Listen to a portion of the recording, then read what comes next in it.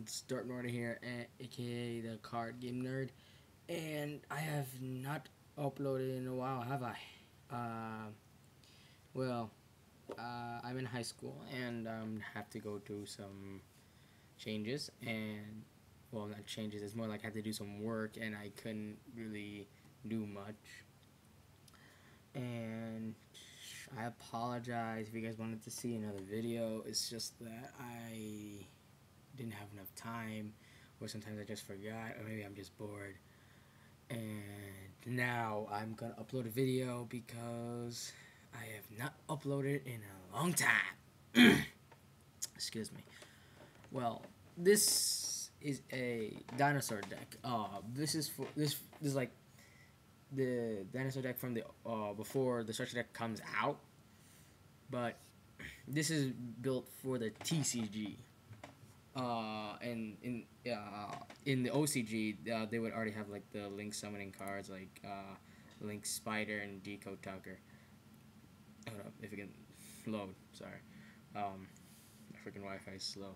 So it would have the Link monsters already, but this is for the TCG. If you guys want to prepare for the Link summoning mechanic, you might want to add like maybe a Link Spider or a Deco Talker. I recommend like maybe 2 of this and 1 of this. 2 Link Spider and 1 Deco Talker. I'm just saying, if you guys want to play it that way, if you guys don't want to, then hey. Anyways, let's get on with the deck profile. I played 3 Hydrogeddon. If this thing can load. Yeah, 3 Hydrogeddon, which is basically when it kills a monster, it summons another copy of itself from the deck, and 1600 attack. You may think like, oh, it's so weak. There's a reason why I played Jurassic World, and the reason why people are now playing Drac Guaiba, because it had a higher attack, and it also basically has the same exact effect. But I'm playing Hydrogeddon for the totally awesome plays, and it's nothing. Sorry, she's gonna do that. But it's nothing bad. I think Hydrogeddon. If you're gonna play like the Bahamut Totally Awesome engine, then you might want to have Hydrogeddon instead of Guaiba. And if you choose not to, you can play Guaiba, and then you can cut like the Bahamut Shark and the Totally Awesomes. Yeah, Totally Awesomes for like different cards. But anyway, so we have 3 Caboozles. Again, this is more like I am playing this because of the Bahamut Shark and the Totally Awesome plays. It's not because it's I don't like the 1700 beat stick. It's not let's see, decent enough, but but if you're not playing, like I said, if you're not playing the engine, the Bahamut Totally Awesome engine, then you can just cut Caboozle and play Sabersaurus. It's way better. And 3 of the Megalo Smasher X. This is in the OCG only, but yet it has so much synergy with so many cards.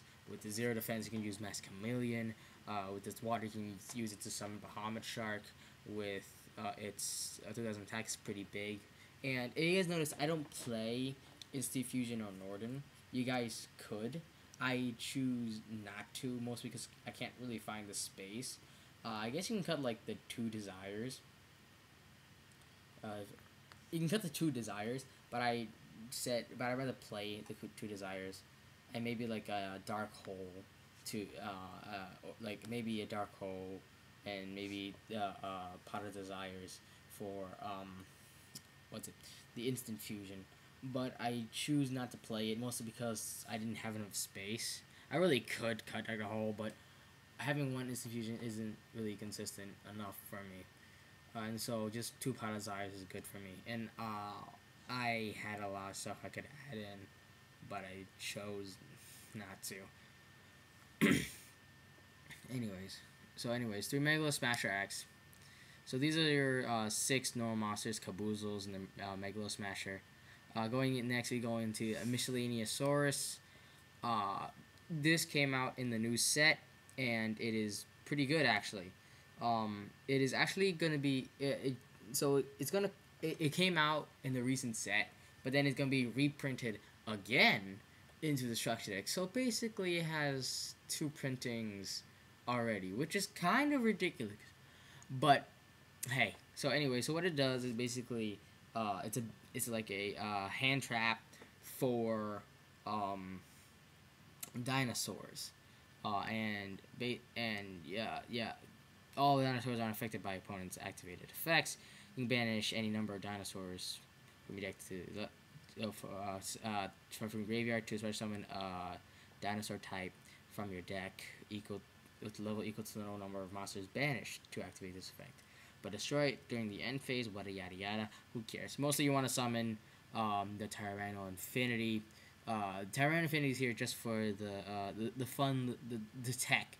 It's like a little OTK thing. Like you add it in just because. It's like a backup plan just in case. And besides, you'll be banishing a lot of dinosaurs instead of like just 4 from this.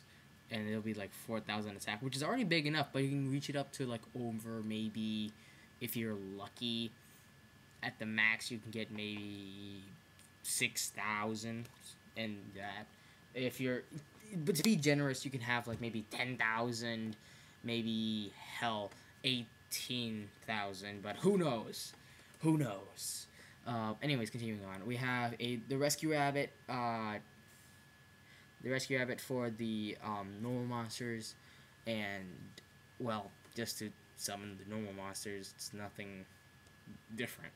Next, we have 3 Soul Eating Oviraptor. It's the Searcher of the deck.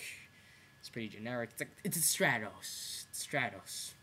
There's nothing to say there. 1 Takken Tomborg and 3 Terratops for the rank 3 engine.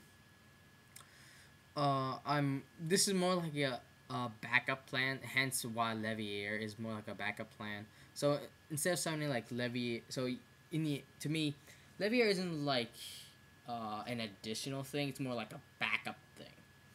It's like if I have a Rescue Rabbit in the graveyard and in the banish zone, and I have nothing on the field, I would use Terratop, get Takken Tomborg and special Takken Tomborg, and then I would get the Leviair. And then I would spec the Rescue Rabbit. And if I had like maybe 2 Caboozles or 2 Megalo Smashers, I would special those 2, and then I would go into an XC play. It's more like a comeback card, in my opinion. It's like a 1-card comeback. But hey, it's a thing. Like I said, Tyranno Infinity, I explained it enough. And 3 Ultimate Conductor Tyranno. This is an OP boss monster.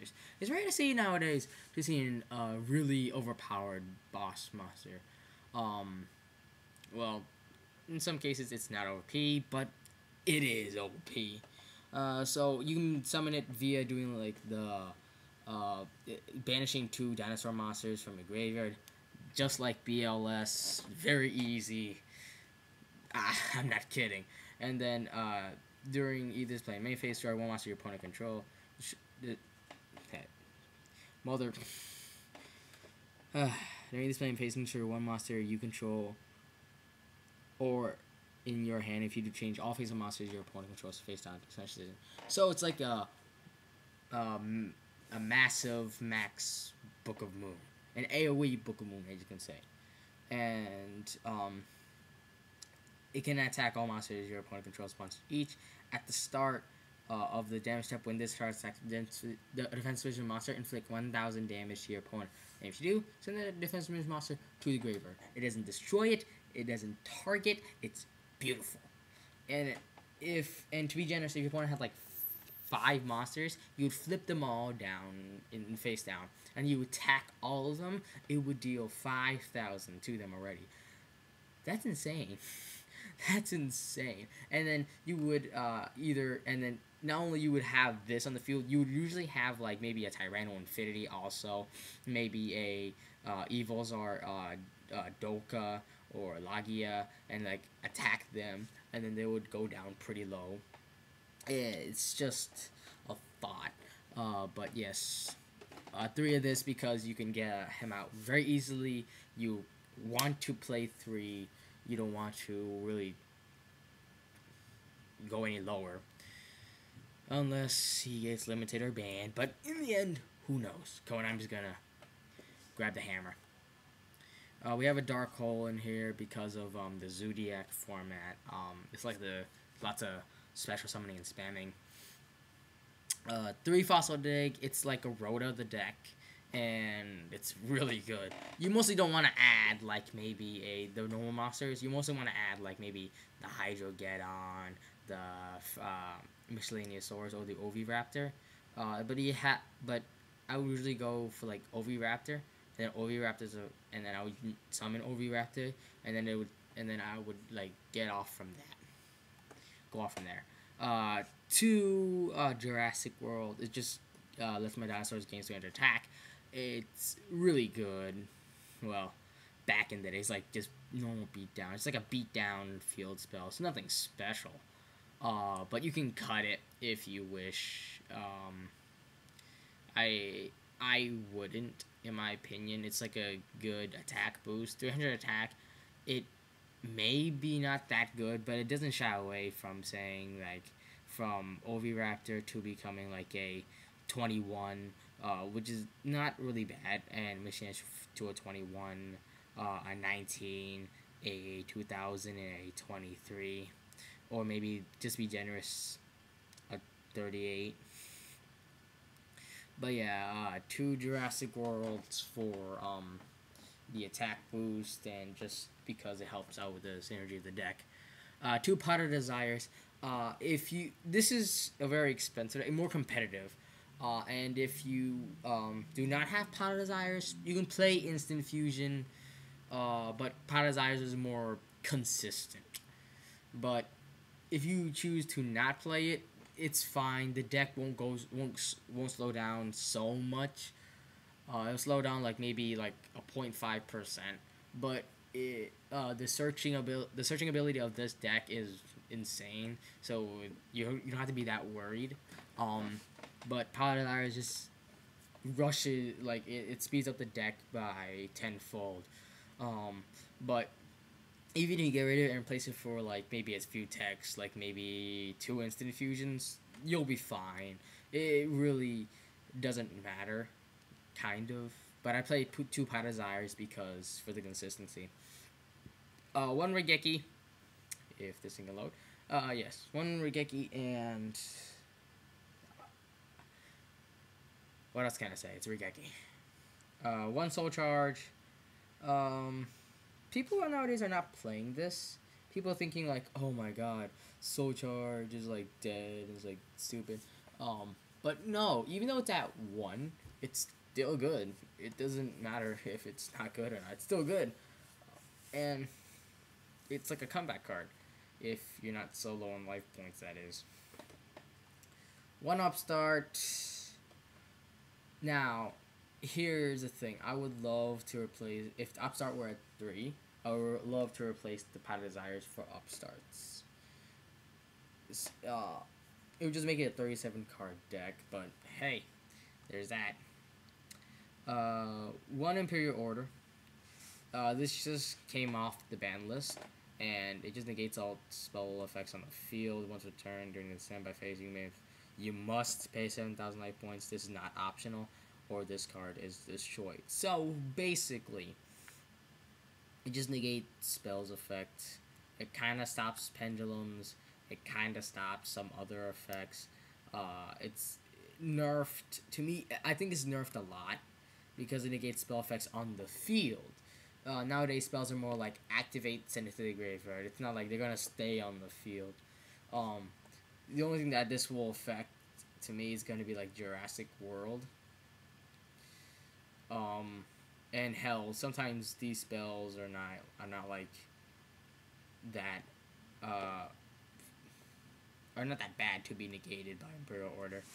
But yeah, and to pay 700 life points, and basically for the rest of the game you're locked out from your spells, and then your spell all becomes dead, which is kind of bad, but it also affects your opponent, so it's not that bad either.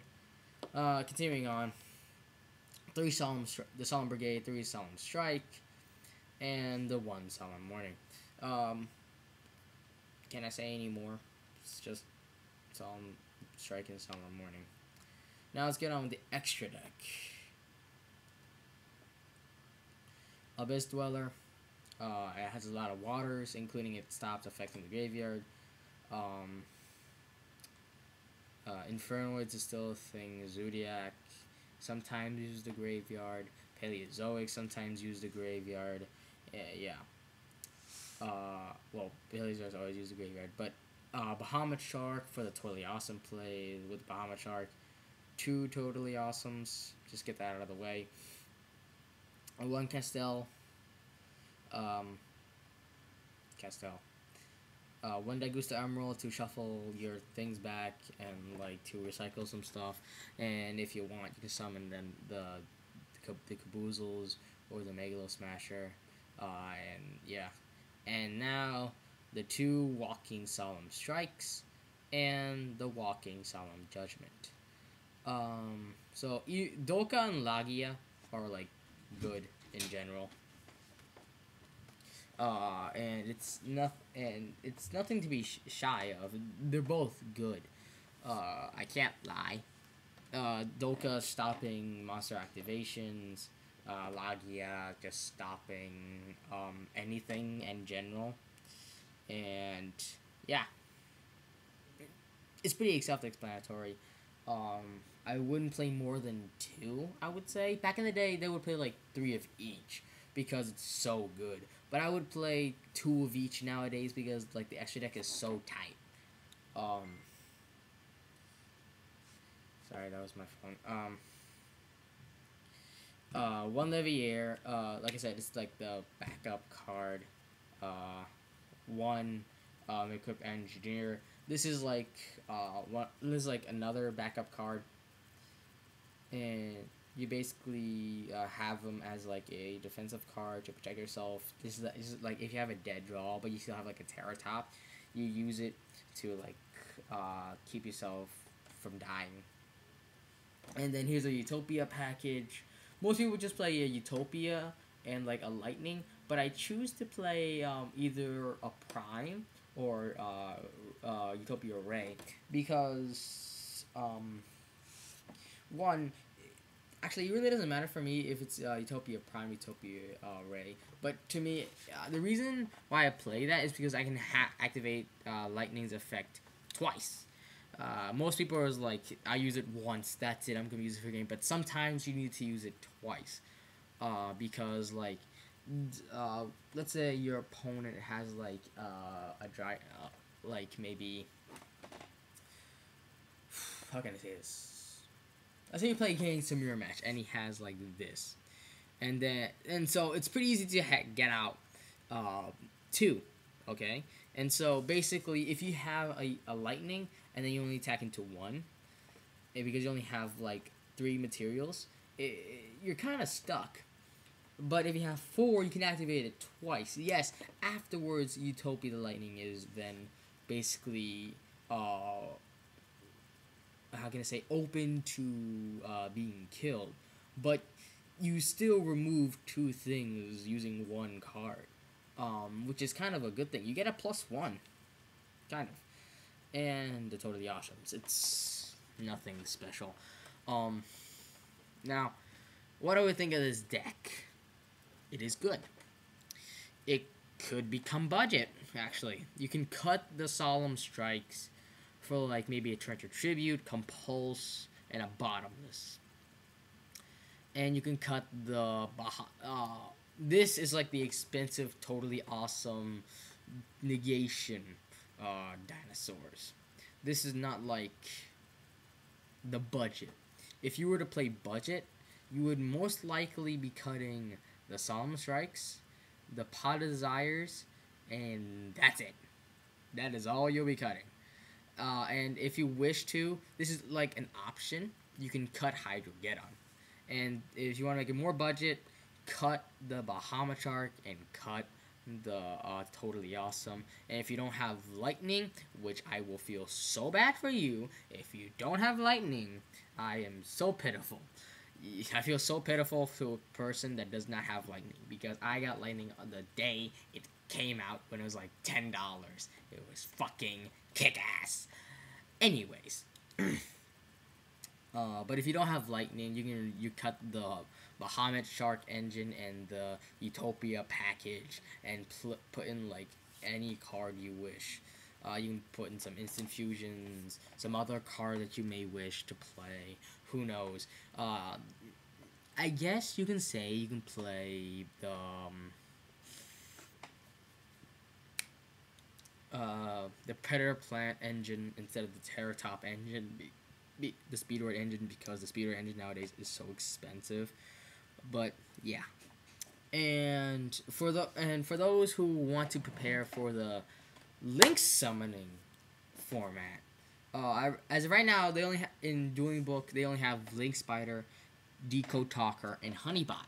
Since you can't summon Honeybot, which is shit, I chose like either Link Spider or Decode Talker, because both of them, Link Spider is real easy to summon.